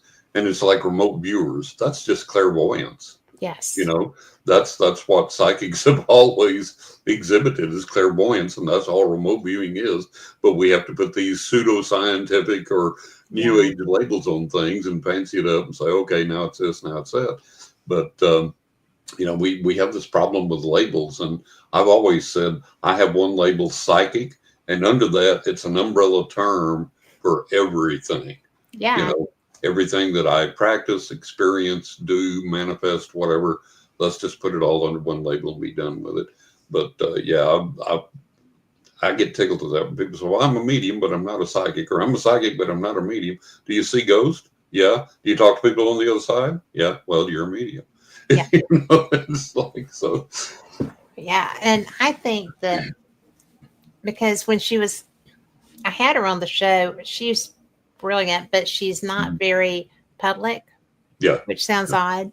Yeah. But so she didn't want to do readings on the air. And I'm Yeah. like, that's okay. I'm not going to ask you to do anything Right. you don't want to do. That's not what we're about. It's Yeah. not what I'm about. And yeah, because I'm just interested in people and I want to share people I find fascinating with listeners. So, Exactly. because I think they'll find them fascinating too. Right. You're one of the best people I know for that. Oh, And, well, you know, your writings are great. thank you. People, Thank you. and I do want to go back and share that 20 ways to increase your psychic abilities because everything else is kind of the raconteur stuff. Yeah. It's sharing. By the way, the crying tree and the magic rock. Yeah. Latest Outstanding. book. Yeah. Oh, thank you. Outstanding. Thank you. They're all outstanding. But I think the fact that you went to the effort to put together a book to help people come along on your trip with you. Yeah. You know, I think everybody has talent to some degree. They do to some degree, yeah. And that's the main reason I wrote this book. You know, over the years, the other side taught me techniques directly. And I put them into practice and I was like, oh, this works. You know. Yeah. So in my readings, when apropos, I would tell my client, oh, I know a technique that'll help you in this situation. I'd give them the technique. They told me, yeah, I used it and it worked. So it was like, finally, it was like, write a book. So everybody, you know, not just your clients, so everybody can use these tools and techniques that literally actually work. And when I wrote the book, 20 Ways to Increase Your Psychic Abilities, I deliberately wrote it to take away all the gobbledygook, the rigmarole, the dogma, the tradition, the ritual, the nomenclature, everything else, and say, okay, look, here is the technique. This is how you define it. This is what it is. And then this is how you learn it step by step. And this is how you put it into real world practice. And you don't have to buy a cape and a bunch of crystals and a bunch of candles and a bunch of incense and sit outside on the third Thursday of the third month at midnight. And you don't have to do this stuff. And again, this is where it gets problematic because I would have more success if I told people, well, you have to buy dragon's fang and snake's blood, and you got to shave your head on the third Thursday of the month. And people would go for that and pay me $5,000. Yes. I've got a $20 book that says, look, here's 20 techniques that literally will work for you in the real world and literally change your life and literally enable you to manipulate your life and circumstances around you for the better. And here it is, $20. You buy it one time, you've got it for life. There's 20 different tools and techniques. Each one is defined, clearly explained. I'll take you by the hand, walk you through these things step by step, tell you how to do it, tell you how to practice it, how to get good at it, the real world application of it, stripped free of all the nonsense and the rigmarole that people have dumped upon these things for years and years. Yeah, the mysticism efforts kind of can overwhelm. And next year, now I've got a new book coming out this year, The Cansack Ghost, which is more true paranormal experiences. And then next year in 2026, there is going to be a follow-up, which I did not think there would be, because people asked me, will there be a follow-up to 20 Ways? And I was like, no, that's it. That's what the other side gave me. That's the 20 ways. It's 20 ways. There will be 20 more ways to increase your psychic abilities coming in 2026. And the reason for that is I was sitting there one day in meditation, and the guys were like, "Hey, John, what about this?" I was like, "Oh, dang, that's right. This is such a powerful tool, such a powerful technique. And I didn't include it in the book. I forgot about this." And then we're like, "What about this?" And I was like, "Oh my God, yeah." And these are all things, again, that work powerfully. Easy to learn, easy to practice, and produce physical, visible manifestations in your life. And spiritually, they help you. Mentally, physically, emotionally, they help you. And I was like, "Oh my God, that's right." And so 20 more ways. So that'll be coming out in 2026. I'm in the process of writing that now. And the early feedback I've gotten is like, "Holy cow, I need this." No So, doubt. yeah, well, good. So, yeah, so that's coming. And there's more works, more books in the works after that. So lots to go there. Lots to do. Well, I'm so impressed with what I know about you. Oh, bless your heart. Thank you. And, I appreciate it. I appreciate it. I love the fact that you had a crying tree that you wanted to cry because you didn't get there in time to save it. I mean, Yeah. things like, I mean, you didn't say that, but I know that's how you felt. And Yeah. it's just the way that you write and the stories that you share are so special. And I think that people will learn a lot about how you do what you do Yeah. and what matters to you, and Through they'll those stories.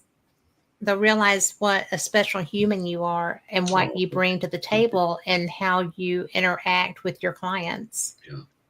And I mean, I'm not one yet because I just haven't. You haven't I'm needed not. to. Huh? You haven't needed to. Well, no. But I have some stuff that I want answers for, so I'm going to get on your list. Mm-hmm. But I think that what you do is so important, and there's a lot of people that I know who do readings and practice mediumship, and they're not always just as forthcoming. Yeah. There are people that want to be seen as mystical. Right. And there's people that are like, "Oh, Joe over there said that you better get your act together because they're tired of having to save your butt." Right. And I've had somebody almost come out and say that to me. Yeah. And I'm like, "I don't even know Joe." Yeah. And then I'm like, "Oh, I do know Joe." I do know Okay. Joe, yeah. But it's so interesting because it's such a different perspective that you bring to the table. And I think there's a lot to be said for the diversity in the field, but I think there's an awful lot to be said about your forthrightness, and you just treat it as well, here you go. Here you go. This is it, and this is the way it is, and I don't know how to tell you anything else. You don't need anything else. This is the way it is. That's the thing I learned through learning this gift and practicing this gift and having all these thousands and thousands of clients in over 40 countries over all these years is, people need the truth. They don't need my opinion. They don't need what I feel about anything. They need what the other side is telling me to tell them, and how to apply that in their lives to make their lives better. And that's the sole reason I do what I do. It's like, it's not to entertain you. It's not to puff you up. It's not to blow smoke your way. It's not to aggrandize myself. It's just to exercise this gift in the best way that I know how to help you, to help your life, and to move your life forward in positive ways. And if I can do that, I've succeeded. I've done what I've been put on this earth to do. Would you ever have thought that this is where you would be? No. Never in a million years. I mean, I've met Uri Geller face to face. I corresponded with Uri and then met Uri face to face and got endorsements from him for my books. I've met and interacted with wonderful people and had wonderful, marvelous experiences and gone to fantastic places for paranormal investigations and things. And like I said, read for thousands and thousands of clients in over 40 countries. And it's just, my God, how great is this? And then to write these books and to have them well received, and to be able to sit down and tell these stories from my life in meaningful ways that touch people, that reach out to people and say, hey, you can experience this in your life. This is something meaningful that can occur to you, that you can validate for yourself. And it's like there's always the skeptics, and like, well, give me proof, show me proof. And if you Yeah. showed them proof, they wouldn't accept it. And I No. always tell people, I say, look, you want to prove that this is real, you want to prove this exists, go get my third book, 20 Ways to Increase Your Psychic Abilities. Sit down and practice this honestly and diligently for 2 or 3 months, and you will prove to yourself that the other side exists, that this is real, that you have these abilities to whatever degree. So that's been my big push in all of this, is to say, okay, let me get that message out there. And it's been hard. I mean, I've been called a fraud, a fake, a phony, a cheater, a liar, the devil's own son, the devil himself, on and on and on and on. It's like, okay, whatever it is like. But, the message is important enough to me that I continue to get it out there. I want to get it out there. And however many years I've got left, I want to spend that doing all the more that I can to get this message out there, and to try and keep people away from the clutches of the phonies and the frauds and the people that tell them what they want to hear and things like that. In your writing, do you help people to recognize the phonies and the frauds? Yeah. As a matter of fact, in the Crime Train, the Magic Rock, I go into a pretty long diatribe on the fakes and the phonies. And in the upcoming book, The Cansack Ghost, I talk about the cynics, because they're not skeptics, they're cynics. And in The Cansack Ghost, the upcoming book, I have a real long story and analysis in there about the amazing James Randi. And it's really interesting to know what I discovered about him, and the things that went on there. So that's in the third book, or the fifth book rather. Yeah. So I discuss all of these things, and I like to take things and poke things and get down to the nitty gritty of things. Where's the bone marrow? That's where the truth is. Let's get away from all this other stuff. Let's get away from what people have said. Let's get away from the advertisements. Let's get away from the self-aggrandizement. Let's poke and get down to the bone marrow and find out what's real, what's really happening there.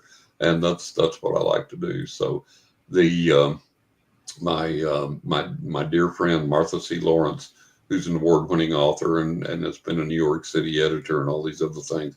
And not only is she a friend, she's a client. And she said that this upcoming book, The Cansack Ghost, which she wrote the foreword for, she said it's like this great spiritual exploration of things that, not only spiritual, but analyzing this and that and the other and whatever. It's part cosmic, what, all these wonderful things in this thing. So she's like, he examines, the spiritual ramifications of AI, artificial intelligence, which I do in the book, and a lot of other things. So it's such a privilege to be able to do this, and to know that there's going to be people that, and I've already gotten that feedback, as I mentioned, that there are going to be people that go, you've changed my life with this. You've taken away my fear of the unknown with this.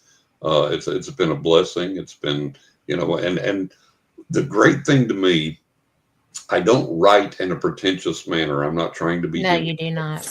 And I write in my voice, and it works, because tons of people have said, I feel like I'm sitting down across from the table from this guy, listening to his stories while we're having a favorite drink, and I feel like he's my friend.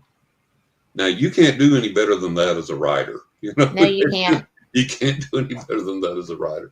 So that makes me happy. And when I get literary criticism from various critics, well, this could have been, that could have been, it's like, I'm not writing for you. I'm writing for the person out there that's looking for spiritual truth, and picking up the book and going, holy cow, really? This guy experienced this, and he says, I can learn from this and I can apply this to my life and I can experience this, that's the person I'm writing for. Well, you opened this can of worms and I'm going to walk through the door. All right. All right. I love it. I have seen recently 2 different clips of ostensibly someone asking a chatbot a question and getting bizarro answers. Okay. Futuristic answers. Yeah. And is AI something that spirits are going to be able to manipulate and use? Oh, absolutely. Because the stuff that I'm hearing is bizarre. And they already have. I can't think of his name right now, but you can Google it and you'll find out. This guy that is basically called the godfather of AI. Mm-hmm. So the OG, the supreme guy of AI, the godfather of AI, he has said publicly many times, we got to put the brakes on this right now because we're way out of control. We're moving way too fast. Mm-hmm. We don't know what this thing's going to do. We don't have control of it. There was Morgan Spurlock, the guy that did Super Size Me, the McDonald's thing. Yes. And he's dead now. Not from McDonald's, I don't think. But he also did a documentary on artificial intelligence and robots. And I saw it. And one of the wild things, and I write about this in my book, in the upcoming book about AI, one of the bizarre things, this company had developed these little teeny small robots. They were on wheels, and they would run around this little enclosure and perform these little program tasks. Mm-hmm. And when their energy got low, they would go back to this docking station automatically, recharge their batteries. And when their batteries were charged, they'd go back out and go about their little business again. Without any change in programming or without any of this written into the programming, all of a sudden there were some robots, not all of them, but some of the little robots would try and hog the power station. They would go in and dock and try and hog it and keep the other robots from charging. And they said, we don't know why. So here's the ghost in the machine. Sentience is scary. Yeah. And as, we see that spirits can manipulate physical objects. They can close doors. They can cause aromas to appear. They can open things, close things. They can make sounds, so on and so forth. So if they can manipulate the physical realm, they can manipulate AI because they manipulate EVP. They do ghost photographs. They do all these other things. So they are, if they haven't already, and I'm sure they have, they're going to manipulate AI for whatever reason. And so this is something that we have to be aware of. And the problem with all of this is that the development of AI has been economy driven. Yes. It's not been, oh, look, Elon Musk developed this thing where a guy can wear it and he was paralyzed and now he can walk. That's a side effect. None of these people set out to go, let's take AI and let's make our life as good as we possibly can make it. And let's make it that way for everybody. And let's focus on medical needs and let's focus on this. But nobody did that. Nope. Everybody that you watch on these interviews where people have interviewed these huge leaders in AI, they've made millions or billions off of this. And their focus is, man, let's develop this. Let's expand it out there. Let's get it out there. Let's make it as big as we can. Let's make all the money off of it that we can. It's economy driven. It's money. It is economy driven. And, it's actually something that can have serious effect on nuclear facilities. On medical, yes. On legal. Ships. I read somewhere that they're going to, I think they're already using it someplace, but they have an AI judge that's going to render legal decisions. Now, if an AI judge riffles through all of this programming and accesses all of these internal documents and says, well, this guy in front of a store stole a motorcycle that had a key in it and rode it away guilty as charged, he's got to go to jail. Now, a human judge will hear the side of the story where there was a kid over there in the lake drowning, calling for help, and he realized he couldn't run fast enough to get there. There's a bike there. It's got a key in it. Sorry, dude, I'm stealing your bike. I'm going to go save this kid. Now, a human judge will take that into account. An AI judge will not. Nope. So we have all these Although they're things. trying to present it as they're programming that kind of sentience, but you cannot program. You can't program emotions. You can't program that type of experience. You can't program a soul. Yeah. Well, like, look, Doc Hollywood. Remember the movie Doc Hollywood? I do. And what's his name was fixing to call for the operating room for the kid, and the old doctor came in, popped a Coke open, and said, "Here, drink this," and the kid burped or farted or whatever. And he said, "There you go, you're fixed." All better. Yeah, all better. Yes. And so you have to have that knowledge. You have to have that experience. And that's not in AI, even with all of this stuff. And it's not going to be. AI is not going to have a heart. It's not going to have emotions. And what I try and get people to understand is we're talking about not artificial intelligence. We're talking about machine intelligence. Yes. And we don't know what that machine intelligence is going to do when it advances to the point of sentience. Well, and it's pretty much there. It's getting close. It's getting real close. Very close. It's very, very close right now. And it's like, look, you need to go in and talk to the banker for a loan and explain your situation. What if that goes away and now you have to deal with AI? And AI is like, okay, credit report, this, payment history, blah, blah, blah, blah, blah, denied, Whereas the human banker will say, oh, okay, I see what you're going through here. We'll help you out. So we have to understand these things. We have to understand that this is moving way too fast. It's gotten way ahead of us. And that's according to the godfather of AI. And we're in a really sensitive and a very difficult situation here. And the problem is that AI reinvents itself by leaps and bounds. And it's going to get to the point. Yeah, it's going to get to the point where we're standing back going, what happened? We don't know what's going on. We don't have any control. Well, because it will take control of everything. Yeah, absolutely. Absolutely. And I do want to let people know, and I just lost her. And Joanne Stewart said it's damn scary. And Joanne Stewart, I agree with you. I think it's damn scary too. Yeah. And, I do think that there's so many things that are wonderful that can come with it, but there is too much of a push to get it 100%. Sorry. Oh, sorry. Bless you. Well, thank you. And I do want to let people know also, we are coming into the final stretch of the show. If you want to win a pretty decent, astounding edition of Fate magazine, put hashtag. Where I lost my hashtag. Hashtag mag. Hashtag mag. There you go. MAG. Yes. Put it in there, and Carl's got everything. Oh, I see it. Thank you. Carl's got everything ready to put the little computer wheels spinning. We're going to get those mice geared up and give them a little Gatorade to get going. There you go. And so, and let me tell you, folks, I've read Fate magazine and subscribed to Fate magazine since I was a kid. Yeah. And Fate magazine covers are works of collectible art. Honest to God, they really are. They really, really are. And I've got some. And support Fate magazine. And if you go to my website, johnrussell.net, where I have my psychic work for my readings, scroll down to the bottom of the page. I've got a big red Fate logo there that you click on. You can go to Fate and support Fate magazine. Thank you can subscribe. John. You can read the articles, find out more about Kat, Fate magazine radio. Click on that and support Fate magazine. And here's one of them, H.P. Lovecraft. Oh, yeah. Isn't that gorgeous? Oh, God, yes.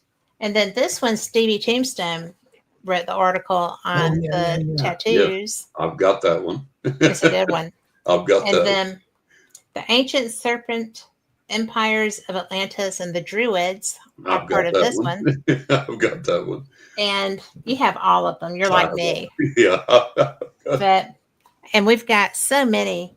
They're all down. They're a little farther than I can reach. Right. But, I just absolutely... I'm thrilled to represent Fate magazine. Oh, I love everything about it. Yeah, and I do too. Well, it was like the first and the oldest, right? Yeah.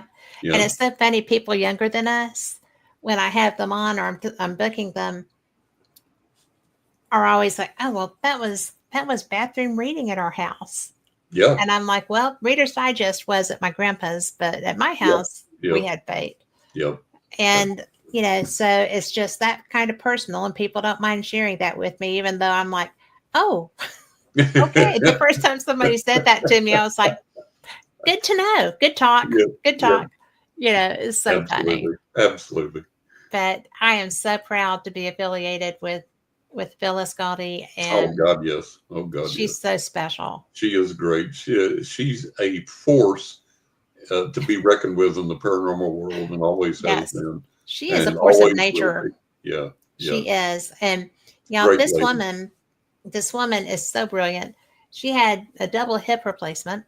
Yeah. And I was on the phone with her, and she's like, I have to go. I have to catch the goats. And I'm like, what?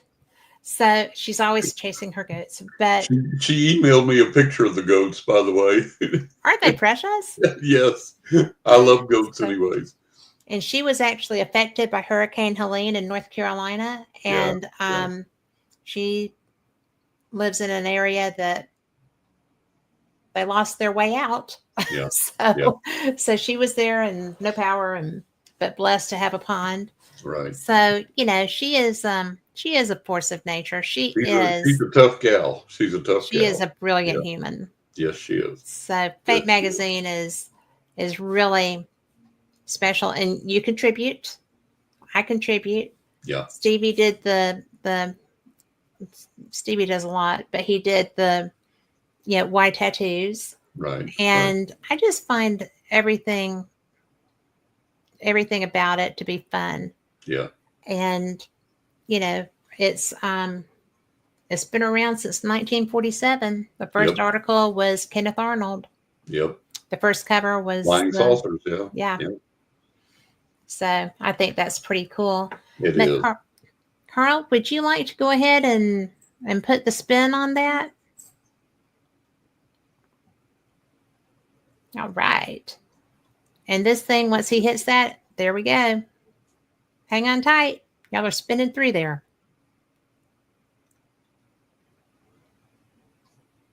Oh, cool. Okay, Lori Dorsey is going to be banned from entering this contest in the future. This is her third time to win. So, Lori, congrats. And so she is so funny that she said, I don't know if I should do that. And I'm like, well, sure you should. So, but it's a lot of fun. She was fated to win. Fated to win. See what I did there? I do. Touché, sir. There you go. There you go.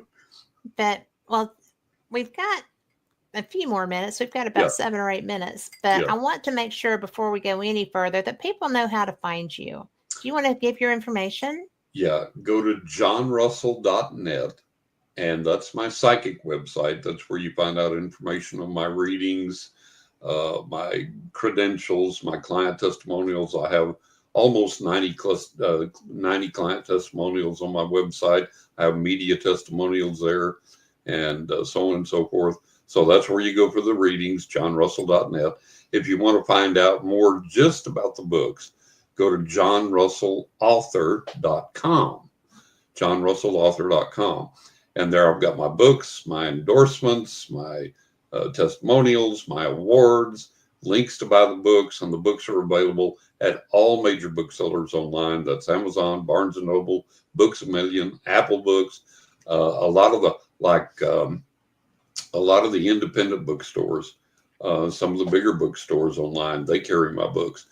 They're carried in the UK online, and so on and so forth. Actually, I found out recently that they're available worldwide, in like Thailand and Russia. How cool is that? Yeah, all these places. It's like, oh, it's amazing. But yeah, you can get them anywhere online, like Pal's Books, the big, Pal's Books, that they carry them online. Target and Walmart carry them online. So you can get them anywhere. They're anywhere. You're everywhere. I'm everywhere. I'm there. I love that. Well, I I am always so blessed to be able to have these conversations with you. Oh, thank you. From the It's time my we pleasure. started, Yeah, it's always been a great time. it has. And when we started, you had a book. Yep. Now I've got 4 out and coming up on 5. So I love it. I yes, love yeah, it. yep. But I always tell people that you're the most real person I know Oh, in the bless your heart. I paranormal. appreciate it. I You appreciate it. you are who you are. There's no Yep. errors. Yep. You have the abilities that you have. You have lived the life that you've lived. Yep. And I think it's cool that you want to bring people along on developing their psychic abilities, but I think it's also important for people to know that all of your books bring something to them. Yeah. Your personal experience books Yeah. they're so involved and so in depth. Yeah. And I think that your willingness to share you, Yeah. Well, I you like know, to be honest in these books. And like in A Knock in the Attic, I'll tell people about when I lost my faith. You know, yep. I went out on the highway at night and shook my fist at the heavens and cursed God. And, said, I'm done with Yeah. this stuff. Ain't doing no more. Ain't no psychic, ain't no readings, ain't no church, ain't nothing. That is, nah, I'm done with it. And then how that turned around. Yeah. And, I have to be honest about my own life for people to be able to relate to that and to know the vagaries that you go through in the spiritual realm. And it's like I tell people, if I don't know one single person, minister, psychic, medium, whatever, I don't know one single person in the spiritual realm, in spiritual service, that if they really, honestly, seriously are trying to utilize what they believe to make a difference in this world, I don't know a single person yet that hasn't lost faith and cursed God. I don't know a single person yet that hasn't done that. If you haven't gotten to that point, you haven't gotten real. You haven't been really trying to apply what you know spiritually and just got to the point where you said, no, that's it. I'm done. And I write about those moments in my book. I don't sugarcoat anything or varnish anything. There's no veneer. It's like, this is what I've experienced. This is what I've gone through in my life. But this is how the other side brought me out of it.